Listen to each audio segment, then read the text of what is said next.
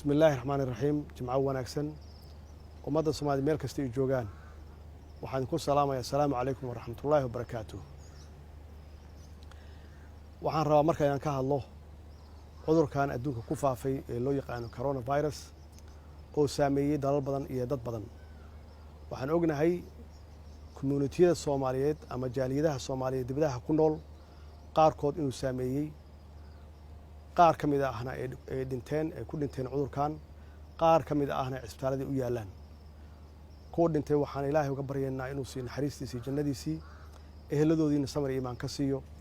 kuwa xanuunsan oo isbitaalada ku jirana waxaan Ilaahay uga baryaynaa inuu si degdeg ah uga kiciyo waxaan ugu maqaala ah ra'iisul wasaarihii hore Mudane Nuur Cadde inuu hadda u xanuunsan yahay isbitaalna u yaalo cudurkan Ilaahay waxaan uga rajaynaynaa ma uga baryaynaa inuu caafimaad degdeg ah siiyo kuwa kale oo Soomaaliya iyaguna xanuunsanna inuu Ilaahay ka kiciyo si dhaqsi ah uga kiciyo cudurkan waxaa la xaqiijiyay inuu Soomaaliya soo gaaray 3 qofna uu ku dhacay waxaan Ilaahay uga rajaynaynaa 3 qof inuu Ilaahay si degdeg uga kiciyo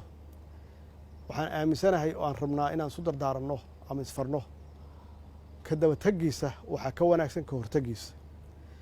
hortagiisa waxa ugu horeeya dadku inay nadaafadda ilaaliyaan oo gacmaha ay dhaqdaan mar walbaba arinta labaad oo looga hortagi karo cudurkan wuxuu yahay in la kala durugsan yahay marka la wada joogo uu jiro space ama distance uu jiro si looga hortago in la isku daarto cudurkan faafa waxyaabaha keena waxa kamid ah marka la isu dhow yahay dadka neeftooda inay isgaarto in la isku qofaco ama la isku intiso marka taasa loo baahan yahay dadku inay kala durugsan yihiin oo space jiro tan saddexaad oo muhiimka waxay tahay